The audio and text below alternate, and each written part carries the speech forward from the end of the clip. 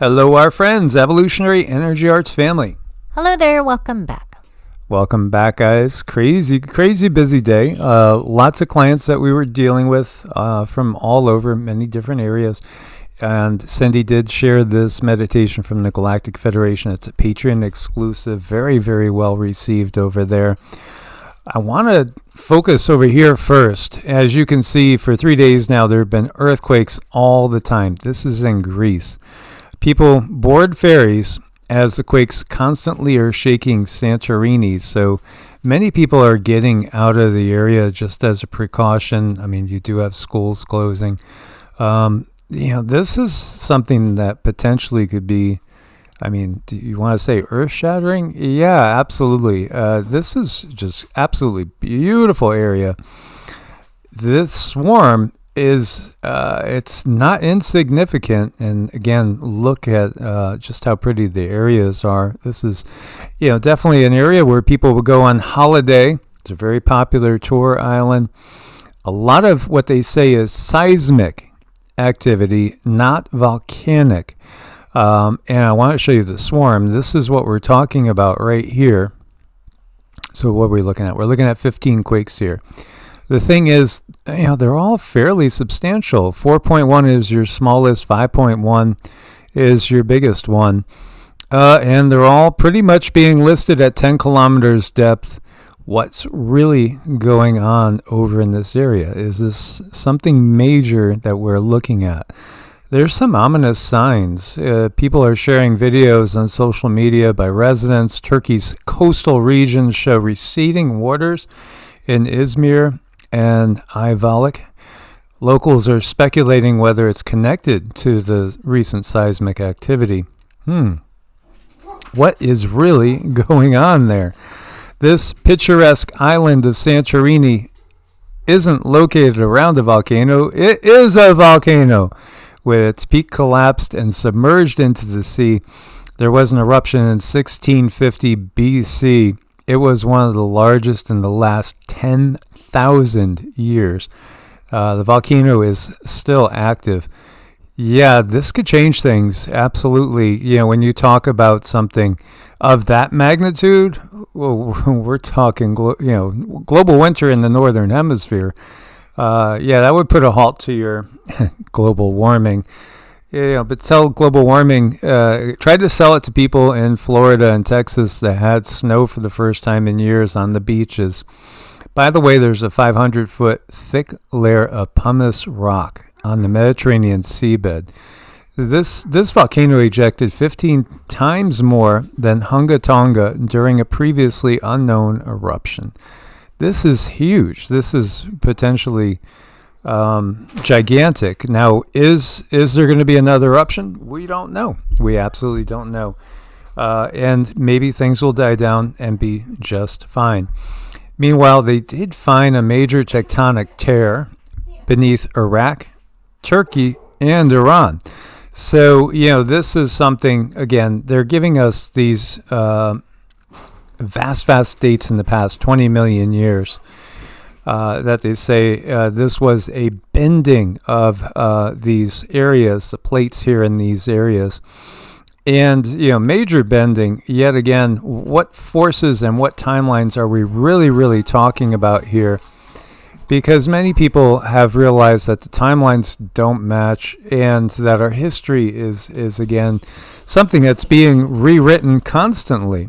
Meanwhile, Asteroid 2024 YR4 triggers planetary defense procedures. Planetary defense procedures. We did mention this briefly in an earlier video. There's a 1.3% probability of impact in 2032. It is somewhere, they say, between 40 and 100 meters. So that's a substantial rock. Not feet, 40 to 100 meters. If it is a rock, but what we feel is that it's another ship, probably of a reptilian origin. That's what I keep picking up time and time again. There's this warlike theme going on. Now, are they coming to do anything to Earth, or are they coming to defend Earth? Are they coming to, I'm not sure, but with each one, I get a warlike vibe. So I'm guessing it could go either way. Is this like some if you could pick it up, because I know these things get shielded a lot, is this some sort of geopolitical team coming, or is this more of like some sort of reconnaissance or invasion force? I'm getting it's some type of a backup. Now, I don't want this to alarm anyone, but the beings, when I look on it, they do look reptilian in nature. Now, this doesn't mean that they're coming to do anything bad to us. They could be coming in as enforcements in a direction that we totally do not expect. So that's, I want everyone to know in this world, we are faced with some very strange things, but it all boils down to us and us doing our best and being our best selves. And if you can do that, then you are doing everything you possibly can to take care of you and your family. You reptilians, very, very scary. Again, David Icke has introduced so many people to that concept of reptilian extraterrestrials, interdimensional as well. Alex Collier did as well in the past. But when you look farther back, you'll see that, again, it's not just them. It didn't start with those guys. They're the ones that brought it to most of us. And really, David Icke is the one that had things click in my head, because I had realized that, hey, when I read the Bible, I understand this. This is an extraterrestrial invasion that they're telling us happened in our past. And it is. Paul Wallace, he could explain better than I can. He's very eloquent. And the Bible does explain it, that it is an extraterrestrial takeover. And, when you look to the Sumerian stories, you get a lot more details. And you could get a lot more details just from going into, your high school Greek literature. It's all been there the whole time. And yet we just didn't see it because there was kind of this haze around it. For one, we grew up with different thoughts about what reality was on planet Earth and in our universe. And now we're realizing, wait a minute, it wasn't what they taught us. No kidding. Yeah, it's been a hard realization. And a lot of people are going through trauma. A lot of people are really traumatized by all the events that are going on. So if you are awake and you are feeling okay with it, it's not causing you to panic, then please do, help out those that are going through the trauma of realizing that everything we were taught as kids is basically upside down and inside out. Yeah, I mean, it's very, very eye-opening. And there's a lot of priests, a lot of people going through school to learn about these ancient scriptures, and they're coming to the realization that, hey, this isn't what I thought. How do I explain this to people? And I don't know, I don't have an answer for that, but I can say is to remain teachable, keep your heart open, understand that things might not be the way you perceive them to be. So if you keep your heart open and your perception open, that's a win-win. And then absolutely, there's no reason to panic. There's things that maybe we will see in this lifetime, but I can't say for sure. But it's about processing a whole new world that we're all stepping into together, and we should help each other with that. Meanwhile, over in Queensland, the worst floods in 60 years, you have a bridge collapse that cuts a key transport route. There's just so much of this going on, you cannot keep up with it. I was planning on doing a lot of deep dives and sharing a lot of different things with energy work with you guys, but we're just trying to keep up with the news cycle so much because it's just so chaotic and crazy. But we are heading into peak times. What we're facing right now in 2025 is the times that so many people have warned about going back generations. And yet, the world's still going to be here. This is not the end of the world. It's not the end of the world. It is perhaps the end of the world as we knew it. But hey, I feel fine. Indeed. Yeah, that song had it right.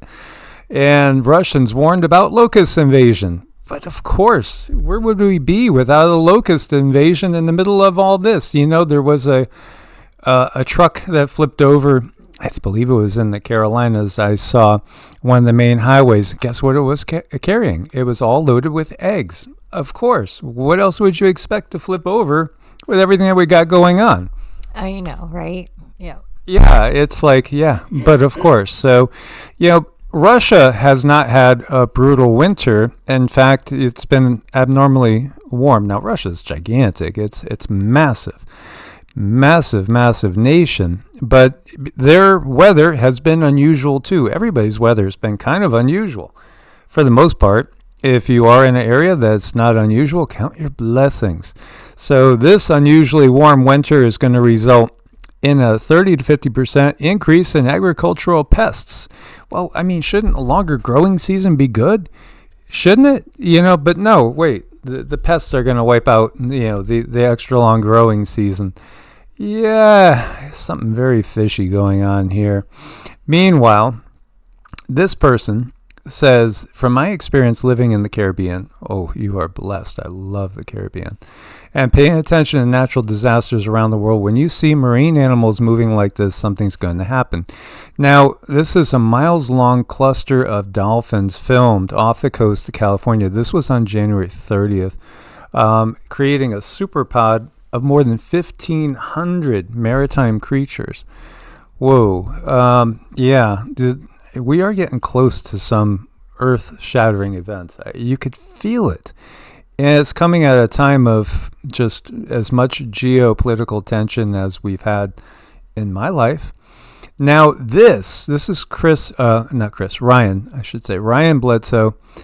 And he took this video, and I don't know. To me, I'm looking at this, it feels like whatever this is that's making this is trying to emulate almost like if you were looking out as far as you could and watching galaxies, because the shape reminds me more of a galaxy moving through the universe. And again, our universe is only one of an infinite number of universes. Oh, did that catch your eye there? Yeah, I mean, it crosses in front of the moon. This is some really cool footage. Yeah, at first I was thinking very dubious. Meanwhile, it looks like the man on the moon is laughing at us there. But it is actually pretty damn cool footage. And, what is it? And I was very suspicious. So I asked Cindy, what do you think? Because I trust her abilities more than I trust my own. Oh, no, it doesn't feel bad. It feels like it doesn't feel overly playful. It feels like it's on a mission. It feels like it's going somewhere.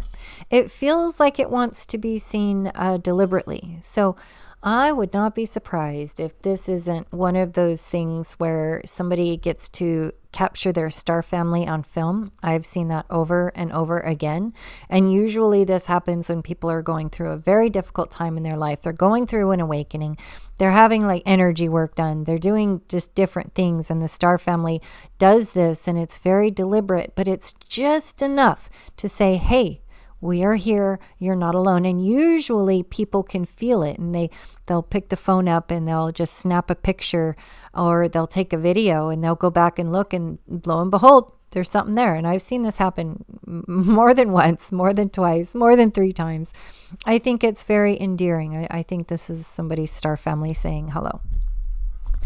And when we say star family, again, our history is not what they've told us. But people understood this in the ancient past. They understood far more than we do today. And, everybody on planet Earth, for the most part, when you look at it, we come from somewhere else. And when we talk about extraterrestrials, a lot of times you think automatically of grays, or you might think of those Nordic Pleiadian-looking people that just look like they're Scandinavian. The Pleiades, though, is not an old star cluster. It's actually a relatively young star cluster. So, how would a much older, more advanced civilization be there and be so far advanced if, perhaps the solar system where they're coming from is not even as old as ours? It's because refugees. What you see on planet Earth, as above, so below, as within, so without. We see all these migratory patterns of humans on Earth. It's the same way out there. There is an interdimensional, intergalactic war of a scale that we can't even conceive of. that has been going on for eons. When you hear Star Wars a long time ago in a galaxy far, far away, that's talking about us. It really is. And when you look to the Sith, that contrary to what most people think, it wasn't George Soros himself portraying the Dark Lord of the Sith. Probably was his cousin. Yeah, he does a good job anyhow. Yeah, when the Pope's not available, that's who they call on anyway. It is much more accurate than what we've been told. So with that, Dr. John Brandenburg here, plasma physicist. Ooh, this is fun, right? Fusion energy, advanced space propulsion. Yeah, all right, what does Dr. John say? The Mars cover-up is now ending. Soon, terrible truth that Mars was once Earth-like in environment with an ocean, a Bronze Age humanoid culture will become accepted scientific facts. Absolutely. And Bronze Age culture? No, they were far more advanced. In fact, they screwed up. When we look to Mars, Earth is on the same trajectory, but it's not going to get there, thank God. And really, when you look to Nibiru, it's even worse. But that is the system that has been in control of our portion of the Earth. As you can see here, it's square on Mars. Yeah. The whole system that has been that lower level management that was on Mars, if you look to the Sumerian tales, they came here. That's who came here. That is who came here, and they screwed up there, and they're screwing up here too. So, hey, they're all fired. Elon, take them back to Mars. We don't want them here.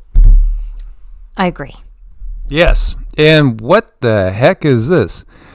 It's a unicorn? Yes. Is it a tortoise?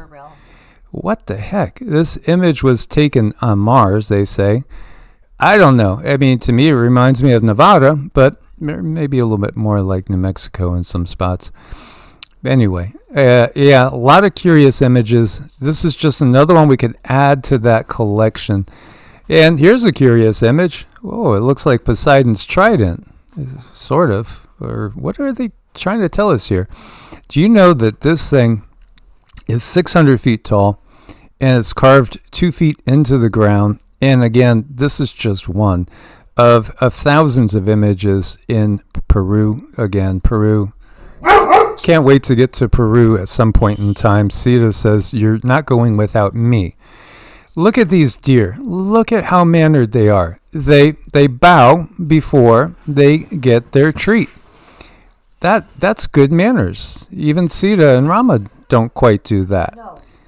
They don't, but we do have deer here every night, and we do have surveillance cameras, so we will be sharing some photos as I work on getting them to trust us more and more.